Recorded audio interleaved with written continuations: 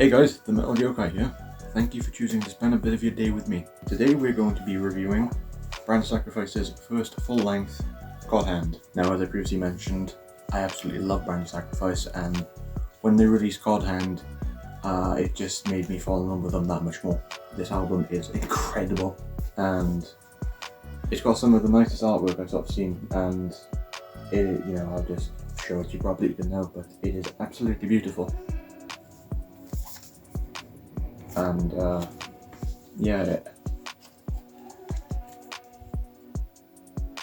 it is such a crushing album. So now I'll show you the vinyl, and the vinyl itself is absolutely beautiful.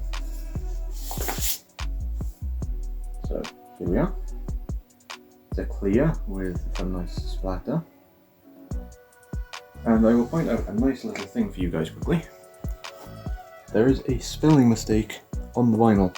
Actually, instead of Fortresses having two S's, it only has one.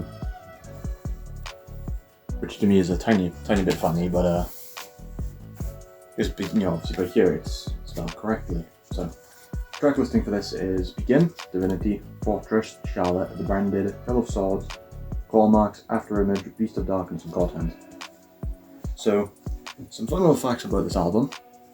As previously mentioned, Brand of Sacrifice is formed up of the old members of the metalcore band The After Image, and as I previously just mentioned now, there is one song on this album named After Image, and After Image was essentially named this way to signify the death of the band The After Image and the triumphant beginning of the reign of Brand of Sacrifice. The song The Branded was actually going to feature Jason Evans from Ingested, but they ran out of time.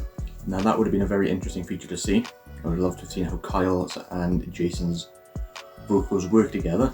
And the song Begin was actually inspired by the band Korn, which to me is a very interesting choice, because obviously it goes to show that the band is very much inspired by nu metal and sort of stuff along that nature, which very much becomes predominant in Lifeblood, which I'll be talking about in the next video.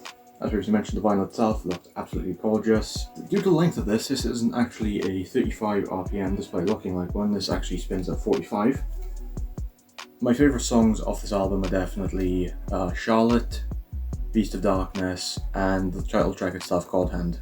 So obviously, God Hand is another reference to the Berserk universe. For those who know, the God Hand is made up of 5 beings who are essentially what cause everything to go on in the Berserk universe, so to speak.